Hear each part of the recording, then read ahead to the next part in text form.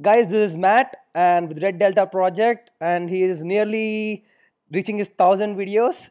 and and uh, and thank him for giving me opportunity to talk to him. And introduce yourself to my subscribers, saying that what how many years do you have experience in fitness Oh, field? Yeah, so yeah. yep.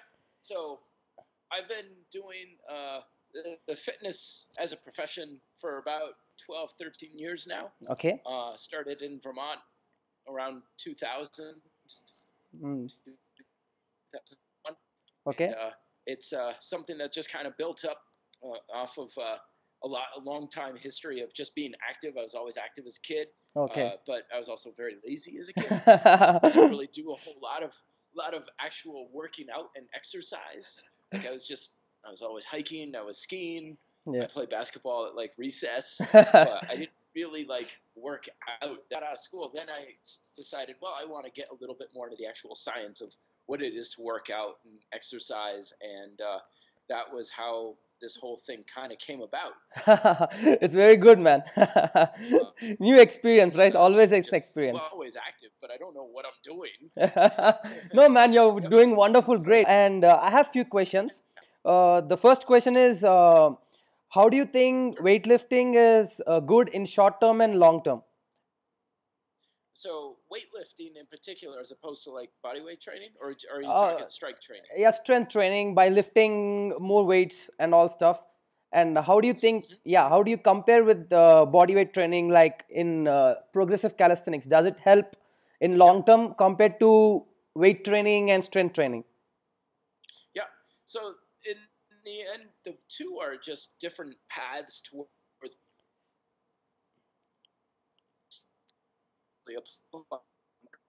the muscle to make them stronger. But it kind of depends on how you're going about these things. Okay, I personally lifted weights for the better part of like 10 years or so. okay, And my experience has been that with most folks, when it comes to weightlifting, there's a surge of strength and muscle building okay, at first, okay.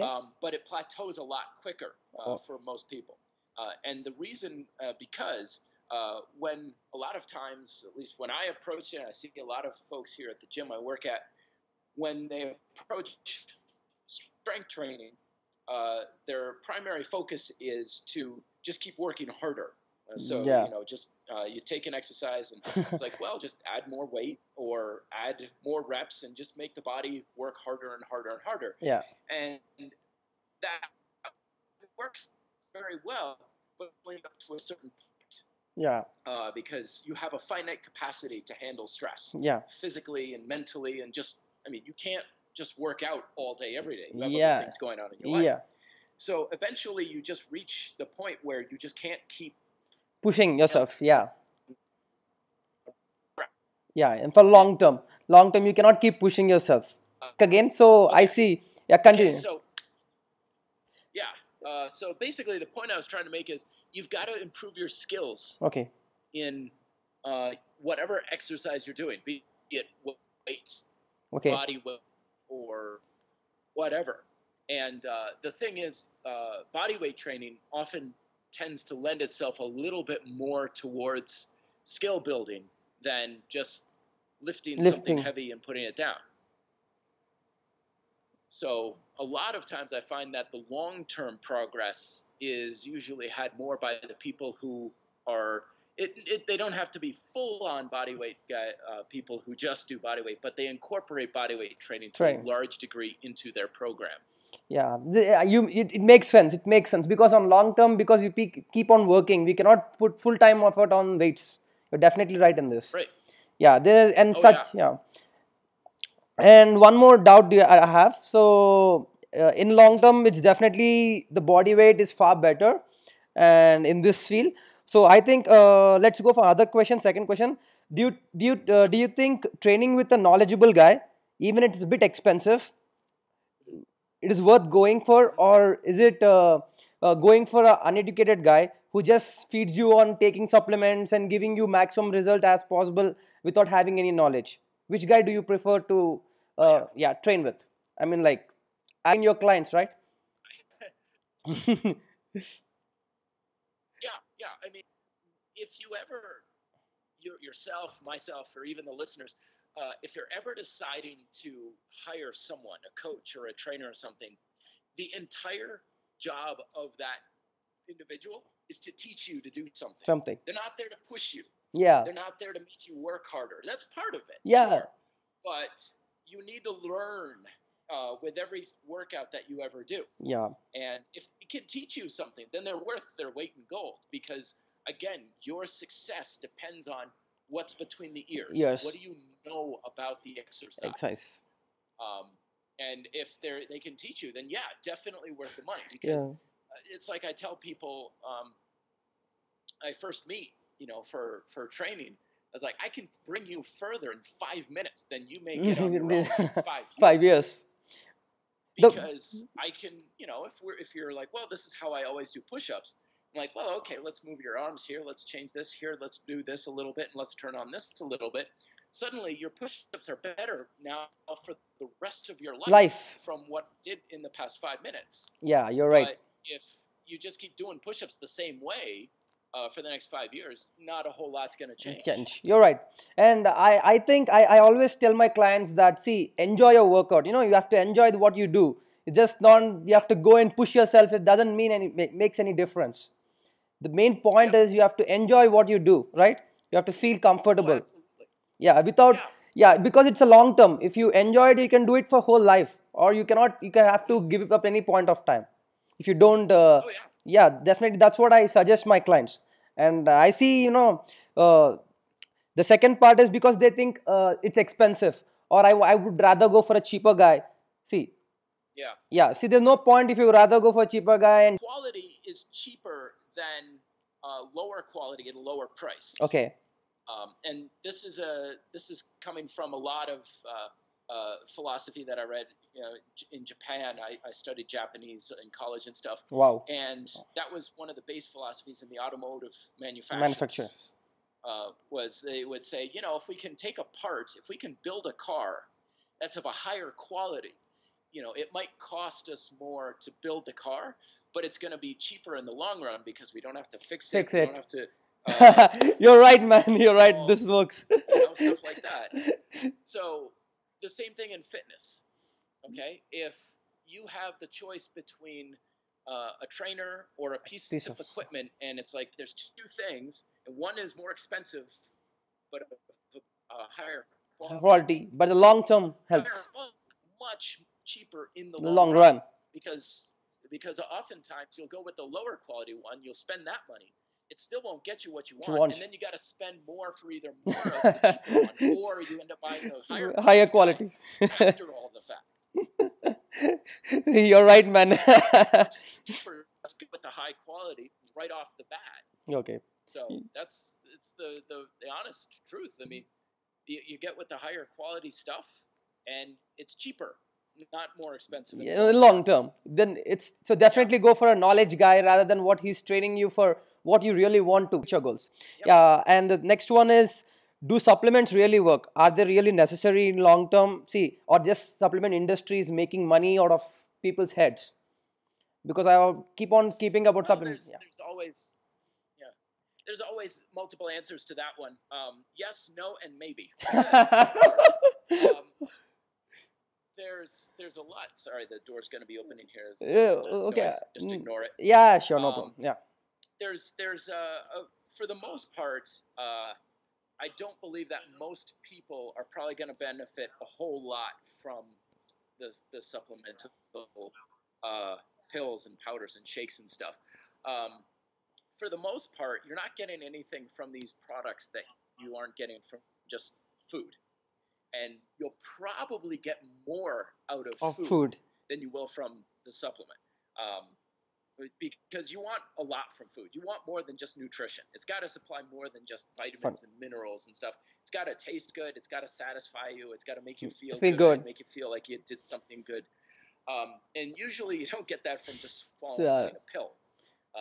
And so 9 times out of you're off of the actual Yeah.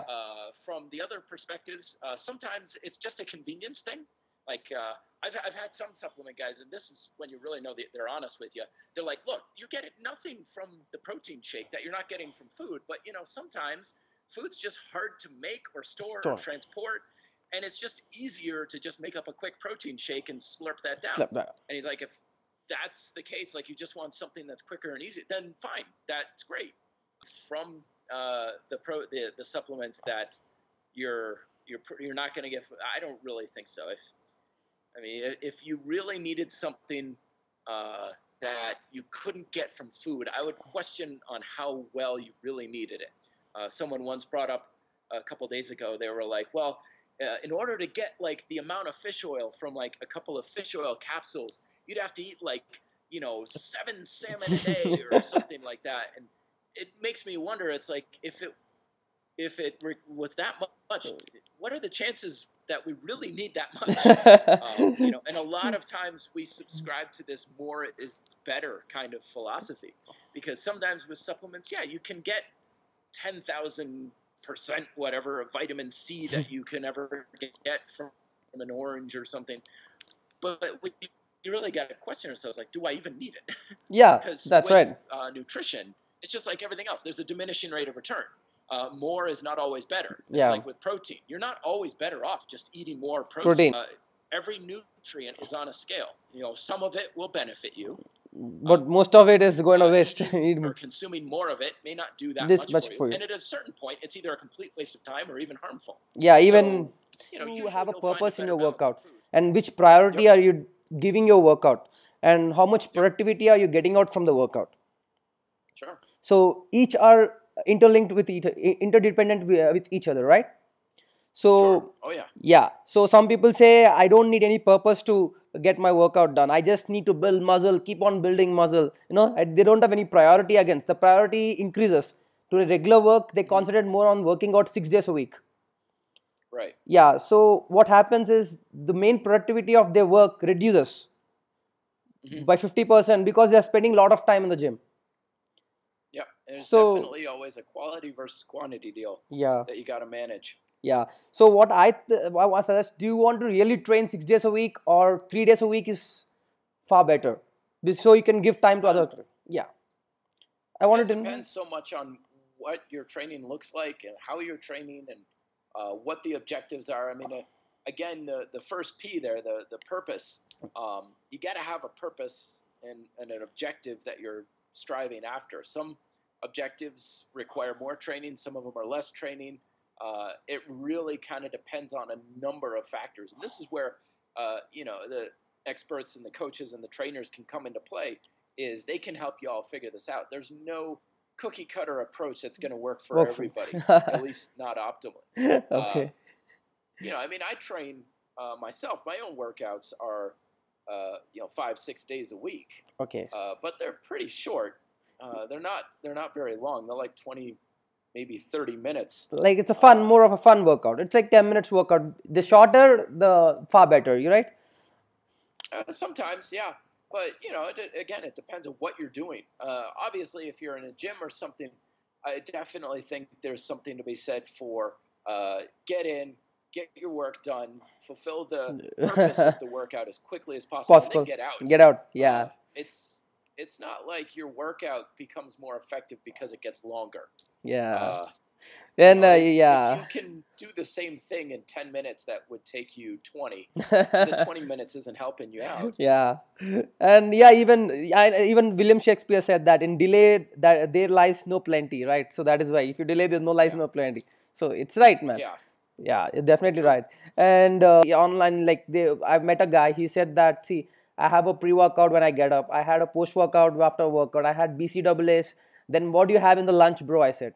No, he said, in the lunch I have glutamine, L-carnitine. Again, what you have later in the evening. Before that, before gym, I go to again pre-workout and BCAAs, all the stuff.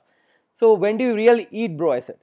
This is what I'm eating, bro. Because I have to maintain my stuff, right? So I have to get more results. So if I keep on feeding my body with more supplements, I get more energy to do my workout. No, I don't want food inside my digestive system, and it gains more of fat. So I don't understand the weird concept because it keeps on, it doesn't eat any food. So where does really the fat comes in, puts in place? Well, I mean, it'll come from anything that's that's got calories to it. Yeah. Protein shakes can really pack on the pounds. Pounds. If you do too many of them, protein can turn to fat just as well as anything else can. Yeah. You just cut off that nitrogen and you're a sugar. He's buying sugar, man. He's just buying sugar and keeping. Not that much difference. Your body. The thing to always keep in mind, tell people is, diet is only roughly about what you actually eat. Just because you eat something, it doesn't mean that you've actually consumed it yet. The digestive tract is technically still not inside the human body. Okay. If you consume something and it goes straight through your digestive tract, it never technically entered your body. Yeah. It was just kind of within the body. So when you eat something, your body is going to take it apart through digestion and turn it into whatever it thinks is best. So if you consume sugar or you consume protein, and you're like, oh, I like protein, this is protein, but your body says, I don't need protein, but I can probably be better off if I turn it into sugar. It'll just turn it into sugar. It'll do things on its own as far as nutritionally, what it thinks is best. Yeah, you're right, man. And there was another saying that what you repeatedly do becomes an excellent. This is not just an act, it's a habit. No, it just becomes a habit. Yeah. So what you have to repeatedly do, working out, keep on working out in a slow pace or in a comfortable way, so it becomes a habit. There were other guy who just come in like, how can I keep up my workout? I cannot keep up my workout. I want to drink every day. He just want to drink every day, He wants to booze every day and he wants to smoke every day and he wants to party, but still he wants to lean down. So is it necessary that, sticking to a proper diet is important in that for those kind of cases? Yeah, definitely. I mean, you got to always just take into account all of your habits. Yeah. It's never one thing. It's never your workout. It's never one thing you eat. It's never one thing you do. It's everything. It's everything you eat. It's everything you drink. It's everything that you do with your body. So you got to take everything into account and manage them. I mean, there's some degree that you can bend the rules a little bit. You don't have to eat like a monk and abstain from alcohol or something for the rest of your life. Yeah. But you got to take the influence of everything into account. And sometimes the influence from some habits are going to prevent you from getting you what you want. And you got to simply manage those and change those around. Is far better than lifting a deadlift or lifting something else with more weight on your back rather than adding resistance to your body weight. I think there's definitely an advantage to it. Yeah. Okay. Yeah. Because that's one of the advantages of if you're adding like a weight to your body, it's not going to be nearly as stressful to the body as if you had all of that weight and your body's not part of the equation. So if you think of like, doing a seated row exercise versus like a pull-up where you've got an extra 20 pounds like hanging from a weight belt. When you have all of the weight that you're trying to move external to your body, that's a lot more stress that can potentially be imparted onto your joints, onto tissues, and so on, versus if you are doing something like a pull-up, then what ends up happening is 20 pounds, it's not a whole lot more to add onto you, but the resistance on the muscle is still very high. So, and I know a lot of people disagree with me on this one, but the way I've always kind of seen it is that heavy weight is very much like a liability. Yes, it makes the muscle work harder, but it also imparts more stress on your body as a whole. On the joints, so any time that you can, joints, ligaments, everything. So anytime, in my opinion, when you can get a lot of stress in a muscle and a lot of tension in a muscle with less weight, you're going to be better off, especially in the long run. Yeah. Because the muscles are going to be able to work very hard, but there's less stress on joints. Yeah. There's one, you need to be flexible, right? In workout, in your food. See, you have to be flexible such that you can have a cookie. You can have something sweet also. At the same time, you should not worry about it. No, it's like cheating every day. At the same time, you're maintaining your food, your diet, your calories, your macros. So that's it. Yeah. That is better, or do you want to Sure. stuff myself one whole day and make it as a cheat meal? Or you see bodybuilders just stuff one whole day and say that cheat meal. Is that better, or no? Breaking it, having a happy meal every day. Is it Yeah. fine? Uh, I I've always felt much better about make your diet mostly very very healthy, a lot of natural foods, so on. But you can have a little allowance every single day.